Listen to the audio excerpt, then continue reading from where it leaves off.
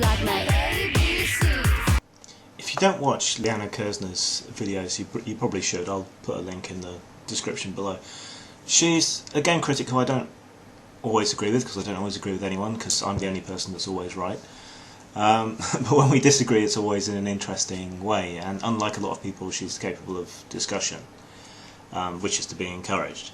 But one thing she keeps bringing up in her videos is that the critical tools used to examine games of all descriptions aren't the right ones. People are repurposing tools that have been used to examine film and art and literature and so on, and that misses out something really important and different about computer games and games in general, board games, everything as well. Something really absolutely core to them. One of the big things that is missing in games analysis, I think, is the level of individuality of experience. Now, when we all go to see a film, we all sit and we see the same film.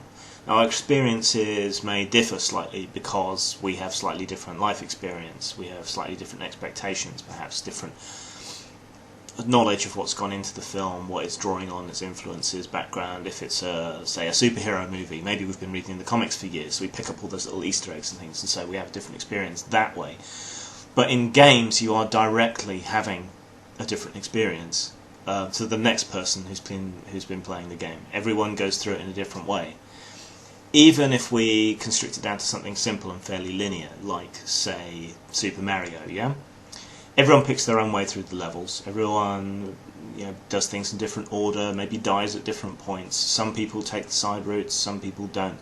So everyone has their own individuated experience of the game.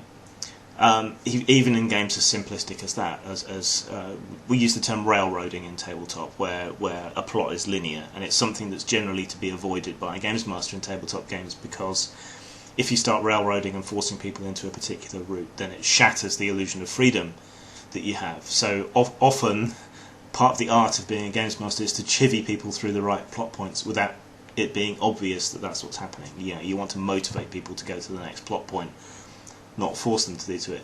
In computer games, we accept to a degree that there are limitations, even on open worlds, and so you have your quest log, and you start getting you get content locked if you haven't done that particular quest. So it's much more explicitly telling you what to do.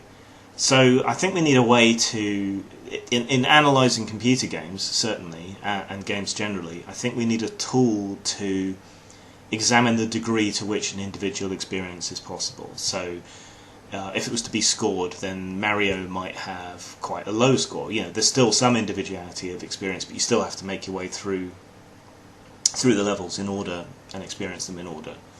And so the level of individual experience is quite low. But then you go and look at something like, say, Fallout. Your Fallout experience is extremely unlikely to be remotely identical to anybody else's. Morality systems are still very crude in games and tend to encourage you to be all in one side or all in the other, and playing the middle or playing Shades of Grey isn't handled very well. Computer games aren't very good at handling that kind of degree of nuance. Quite often in morality systems in games, it's, do you want to save this busload of nuns or burn this box full of kittens? And it's just not good. But the factions individually that you might engage with, the conversation tree, paths that you take, and so on, do create more of an individual experience. And the order in which you do the quests and the level that you're at when you do the quest will individuate your experience. The way you travel about and so on. So for more open world games, more open possibility games like that, they might score much higher on the level of individuation. And where this becomes important in analysis is that just because a game potentially allows you to do something doesn't mean that it's encouraging you to do something, or that this is the way it's meant to be played.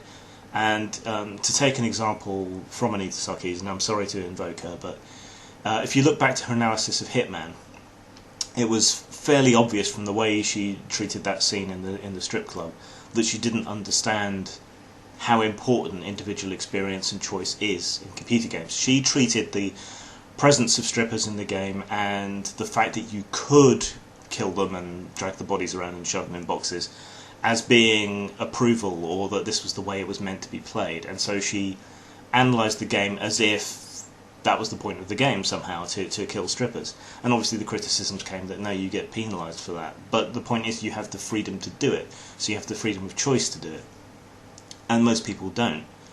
And so most people have a different individual experience to the one that she's saying. And there's many reasons someone might choose to gun down the strippers and drag their bodies around and shove them in boxes. Not least of all because it would piss her off, or because they got the idea from seeing her analysis. Sometimes people just want to push a game and see what it does. What's the best way I can get through this scenario? What's the worst way I can get through this scenario? Can I break the scenario if I do something in a particular way, and so on. So that's a kind of meta-level interaction with the game, trying to screw with it and break it, if you will. So this is a tool and an area of analysis of games that I think is something we need to develop. I'm not sure exactly how to go about that, but the idea that games provide an individuated experience in a way that passive media doesn't certainly impacts on any other analysis that you might do. So that's something to consider, and it's something I'm going to do some more thinking on. Got any ideas? Drop me a comment. Peace out. You can keep up with what I'm doing at postmortemstudios.wordpress.com, which also has links to everywhere that I sell my products. You can also keep up with me on Twitter at Grimachew, and if you would care to support my work, you can support me at Patreon, again at Grimachew. Anything you give there will be used to better future further projects. Thanks.